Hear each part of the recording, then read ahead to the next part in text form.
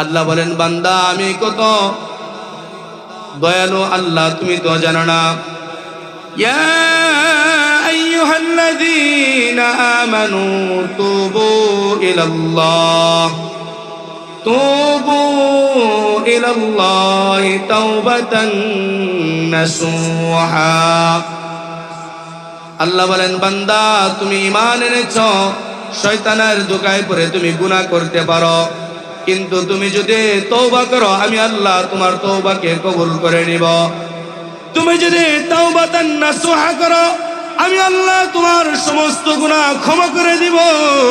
শুধু তাই নয়, আমি আল্লাহ তোমার গুনাহগুলো ক্ষমা করে দিব।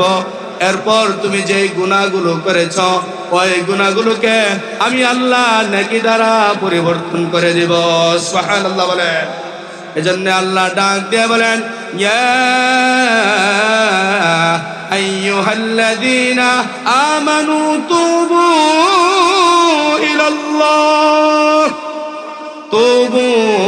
ইলাল্লাহি তাওবাতান নাসুহা। হে ঈমানদাররা শুনো শুনো, তোমরা আল্লাহর কাছে তাওবাতান নাসুহা করো। তুমি যদি তাওবাতান নাসুহা করো আমি আল্লাহ তোমার সমস্ত গুনাহ ক্ষমা করে দেব।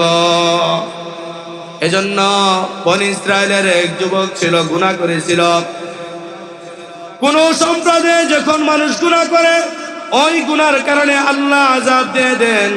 বনি ইসরায়েলের পাপের কারণে আল্লাহ তাদের মধ্যেও আযাব দিয়েছিলেন, বৃষ্টি বর্ষণ হওয়া বন্ধ করে দিয়েছিলেন। বনি ইসরায়েলের নবী হযরত মূসা আলাইহিস সালাতু ওয়াস সালাম তার সম্প্রদায়কে ডাক দিয়ে বললেন, আসো আমরা আল্লাহর কাছে দোয়া করি যেন বৃষ্টি বর্ষণ হয়। এবার মাঠের মধ্যে সকলকে নিয়ে দোয়া করতে থাকলেন।